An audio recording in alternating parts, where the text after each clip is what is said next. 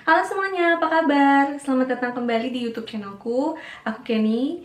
Nah, di kesempatan kali ini aku mau ngomongin tentang grafologi. So basically ini adalah sebuah ilmu yang udah 3 tahun ini aku pelajari, aku dalami, dan aku jadikan sebagai profesi freelance aku untuk saat ini. So, buat kalian yang penasaran tentang grafologi, apa sih grafologi itu? Stay tune ya. Di sini aku mau jelasin tentang grafologi secara singkat aja sih, memang aku nggak bisa kasih penjelasan yang detail soalnya materinya banyak banget, so dia nggak akan bisa cukup muat untuk di satu video. Surface-nya dulu aja. Mudah-mudahan teman-teman tertarik untuk kenal lebih dekat dengan grafologi ini ya. Oke, first thing first. Apa sih grafologi itu? Secara etimologis, grafologi itu berasal dari bahasa Yunani, yaitu graphein, artinya menulis, dan logos yang artinya ilmu. Jadi, secara harfiah, kata grafologi ini bisa diartikan sebagai sebuah ilmu yang mempelajari tentang tulisan, bentuk tulisan, simbol-simbol yang ada dalam tulisan. Tulisannya apa? Ya tentu di sini grafologi ini secara spesifik memang lebih concern ke tulisan tangan yang diproduksi sama organ tubuh kita ya. Kita yang normal yang bisa nulis dengan tangan, atau mungkin berupa tulisan yang dihasilkan dari kaki atau mulut, mungkin untuk teman-teman kita yang difabel. Pokoknya semua bentuk tulisan yang ditulis secara manual oleh manusia gitu ya teman-teman. Nah, grafologi ini tuh pola-pola dan traits dalam tulisan tangan itu dilihat, dianalisis, dikaji, dan dicari maknanya apa sih gitu. Kenapa tulisan setiap orang bisa berbeda-beda, ya kan? Terus kenapa sih si A itu kalau nulis tulisannya besar misalkan, kok si B hurufnya kecil-kecil? Atau misalkan ada juga contoh si A, misalkan kok dia tulisannya dempet-dempet ya, tapi kalau si B kok spasinya jauh-jauh banget. Di grafologi ini perbedaan-perbedaan itu, fenomena-fenomena itu tuh berusaha untuk dicari tahu artinya apa, maknanya apa, dan kenapa setiap manusia punya bentuk font tulisan yang berbeda-beda. Grafologi ini kemudian berkembang seiring dengan berjalannya waktu, terus berkembang dan terus-terusan diasah dan diuji baik secara teorinya maupun secara praktisnya. Hingga di era sekarang, tulisan tangan dapat dijadikan sebagai media untuk mengidentifikasi kepribadian dan karakter dari seseorang. Oke, nah di sini ilmu grafologi ini udah jadi semakin menarik karena dia udah membaurkan berbagai macam disiplin ilmu.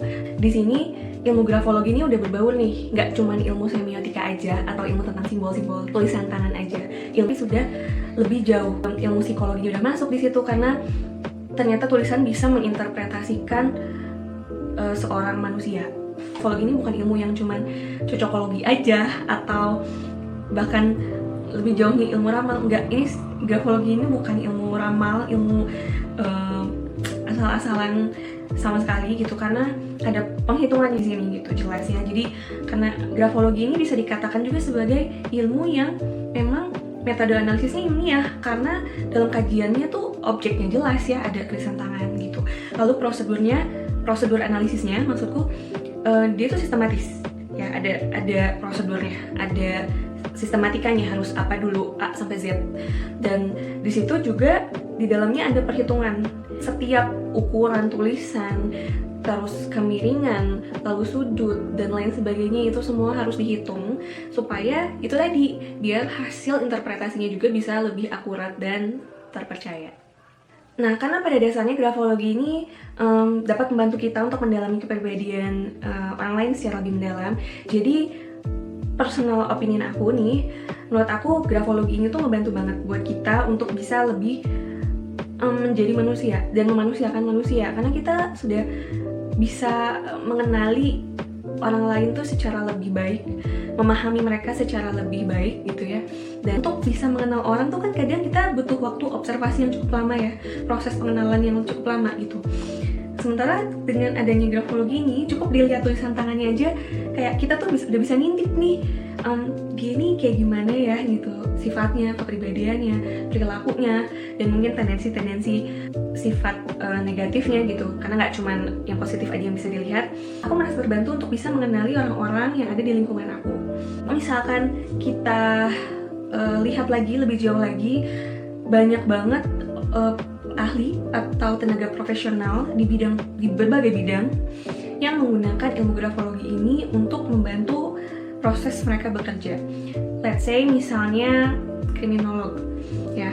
Nah, kriminolog ini biasanya menggunakan grafologi untuk membantu menganalisis tulisan tangan dalam beberapa kasus gitu. Jadi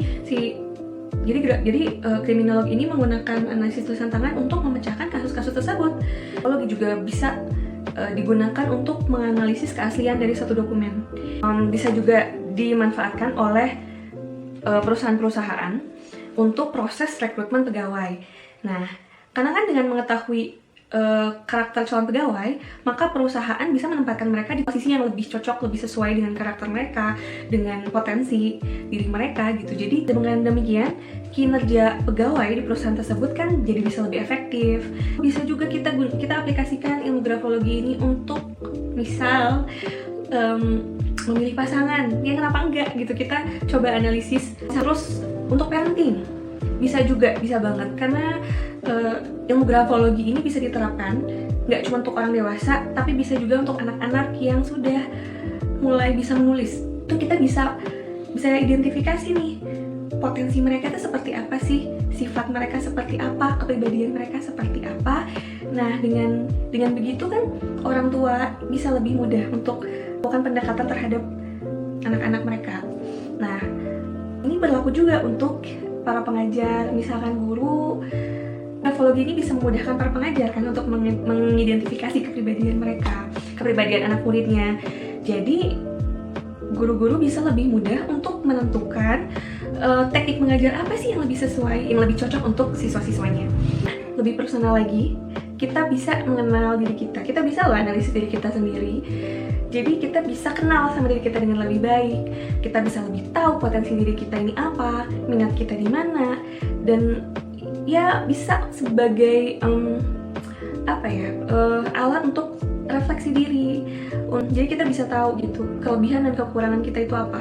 Kita bisa maintain kelebihan kita bisa upgrade diri karena kita udah tahu nih kelebihan kita apa aja, potensi diri kita apa aja. Maksudnya kita bisa evaluasi diri ya, dari kekurangan itu bisa kita perbaiki mungkin gitu. Grafologi itu bisa membantu menyediakan fasilitas untuk memudahkan teman-teman mengevaluasi diri. Nah, lalu kemudian di dunia medis, jadi grafologi juga bisa digunakan nih teman-teman untuk mengidentifikasi gejala-gejala penyakit tertentu, baik secara fisik maupun psikis. Ya, nggak sedikit juga psikiater yang menggunakan grafologi ini sebagai metode asesmen tambahan untuk mengidentifikasi pasien-pasiennya. Lalu kemudian aspek kepribadian apa aja sih yang bisa diketahui dengan grafologi? Nah, secara garis besar ada 10 poin kepribadian yang bisa kita lihat. Pertama, emotional drives. Maksudnya ini apakah apakah si orang ini misalkan ya yang dianalisis ini orangnya tuh cenderung sulit mengontrol emosi, ataukah sebaliknya dia ini santai dan memang pembawaannya tenang, tidak mudah terpengaruh, nggak gampang baper sama lingkungan gitu. Terus yang kedua, pola berpikir. Nah, gimana sih pola berpikir si orang ini? Apakah dia termasuk orang yang prosedural, sistematis, analitis gitu, atau apakah dia cara berpikirnya cepat gitu, fast learner, mudah mengambil kesimpulan dan gak suka hal yang bertele-tele gitu. Lalu yang ketiga, energi fisik, energi tubuh. Jadi ini menunjukkan apakah orang tersebut memiliki energi fisik yang besar atau enggak gitu ya. Nah, energi fisiknya besar nih, dia cocok nih untuk kerja di lapangan. kerja yang membutuhkan mobilitas tinggi, yang harus lari-lari, harus pergi-pergi kemana gitu, harus siap mobile kemana-mana. Tapi ada juga orang yang memang cenderung lebih cocok untuk bekerja indoor aja, dalam ruangan aja, depan laptop gitu, dan dia lebih nyaman di situ gitu karena tidak membutuhkan energi fisik yang besar banget. Poin yang keempat ada communication skills atau kemampuan berkomunikasi. Ya, jadi kita bisa lihat nih apakah orang tersebut pandai dalam public speaking, terus misalkan ketika berbicara dia cenderung diplomatis, jadi jago ngelobi, jago menawarkan sesuatu gitu. Atau misalkan dia bawel, cerewet, senang ngobrol, senang bersosialisasi, senang storytelling kayak gitu. Atau sebaliknya, justru dia ini cenderung pendiam, nggak suka banyak ngomong gitu, senangnya tuh ngedenger aja. Nah itu bisa dilihat ya dari bentuk tulisannya. Poin yang kelima ada konsep diri. Nah konsep diri ini berhubungan dengan egonya, bagaimana dia bisa menempatkan dirinya di lingkungan. Apakah dia memang cenderung egosentris, pengen menjadi pusat perhatian, atau enggak gitu, atau justru dia pengennya jadi followers aja, cenderung inferior gitu ya, nggak dominan. Terus bisa dilihat juga bagaimana kemandiriannya di lingkungan sosial. Lalu untuk poin yang keenam ada motivational drives. Nah ini berhubungan dengan cara dia menentukan target hidupnya dalam hal apapun itu ya. Oke, let's say misalkan target dia dalam belajar misal. Apakah dia emang orangnya sangat tinggi kebutuhan akan achievementnya gitu, dia ambisi banget untuk bisa dapetin prestasi yang baik di sekolah, nilai yang tinggi gitu, atau justru sebaliknya gak tau ngoyo gitu misal. Terus kita bisa lihat juga apakah orang ini termasuk orang yang tipenya tuh optimistis atau justru pesimis nih, butuh support dari orang lain, butuh dikasih trigger biar dia selalu semangat. Terus kita bisa lihat juga bagaimana sih orang ini antusiasmenya, apakah dia ini senang banget mengeksplorasi, senang mempelajari hal-hal yang baru, atau cenderung konservatif. Nah, terus kita bisa lihat juga semangatnya ya di motivational drives ini, di poin ini, dan lain-lain. Lalu yang ketujuh ada produktivitas. Ini masih berhubungan dengan energi yang di poin sebelumnya tadi.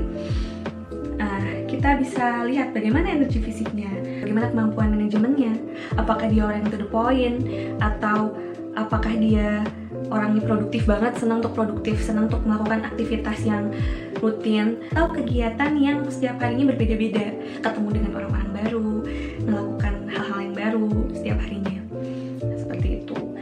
Lalu di poin yang ke-8 kita bisa lihat kemampuan interpersonalnya. Ya, kemampuan interpersonal ini maksudnya apa sih? Jadi ini berhubungan dengan cara dia bersosialisasi, cara dia beradaptasi dengan lingkungan, dengan orang lain. Apakah dia mudah adaptasi dengan lingkungan baru atau enggak? Apakah dia orang yang senang bergaul, senang berkumpul dengan orang-orang gitu ya, atau enggak gitu? Atau dia lebih senang menyendiri aja, dan lain sebagainya yang berhubungan dengan relasi sosialnya. Lalu di poin yang ke-9 ada aptitude. Aptitude ini berhubungan dengan kreativitas, imajinasi, kelihayan tangan, craftsmanship gitu ya, atau kemampuan teknis yang berhubungan dengan motorik gitu. Lalu poin yang ke-10 ini untuk aspek-aspek yang memang cenderung negatif. Nah, di sini kita bagi dua, ada rasa takut dan ada defense. Nah, rasa takut ini maksudnya apa aja sih? Ketakutan dari orang tersebut. Apakah misalkan ada orang yang takut sama kritikan, gak suka dikritik, atau ada orang yang posesif karena dia takut kehilangan hal-hal yang dia anggap itu miliknya. Apakah dia merasa cenderung skeptikal karena adanya dorongan rasa takut untuk mempercayai orang lain gitu, jadi dia cenderung lebih skeptis, cenderung lebih banyak nyinyir kayak gitu ya. Lalu untuk defense ini berhubungan dengan bagaimana orang itu menutupi, cara orang tersebut menutupi emosi negatifnya tadi. Misalkan dia takut kehilangan sesuatu yang dianggap miliknya, maka dia akan menunjukkan sifat posesif. Nah, secara teoritis biasanya aku suka membagi traits analisis itu menjadi dua kategori ya. Contohnya ada makro dan mikro. Nah, kalau makro ini terdiri dari margin, ukuran huruf, kemiringan tulisan pada baseline, lalu jarak spasi antara kata-kata, ya, dan antara garis-garis. Jadi maksudnya di situ ada spasi antara kata per kata dan garis per garis. Juga terus ketebalan tulisan dan lain sebagainya. Nah, sedangkan untuk yang mikro ini lebih detail lagi analisisnya, lebih dalam lagi, dari mulai ukuran 3 zona. Kemudian ada juga bentuk stem pada huruf T. Jadi huruf T itu kan, stem itu maksudnya batangnya yang huruf T set gitu, yang stem itu maksudnya adalah stroke horizontal yang ada pada huruf T kecil. Jadi kayak set gitu. Nah, di situ tuh yang horizontalnya dilihat. Lalu ada bentuk dan posisi dot atau titik pada huruf I kecil. Lalu dilihat ada atau tidaknya sudut pada huruf-huruf tertentu. Misalnya huruf M kecil, N kecil, itu apakah si hurufnya itu membentuk sudut pada di bawahnya atau di atas gitu ya, atau enggak gitu, atau justru bentuknya cenderung melingkar, bulat. Jadi kemudian bisa kita lihat juga huruf D kecil maksudnya di sini ya. Apakah huruf D-nya itu stemnya tinggi, ada loopnya, atau misalkan bentuk D-nya itu simple aja, cuman bulat, garis aja, udah kayak gitu. Nah, huruf kapital juga memiliki maknanya tersendiri, seperti huruf K besar, seperti apa A besar, I besar, dan lain sebagainya ya.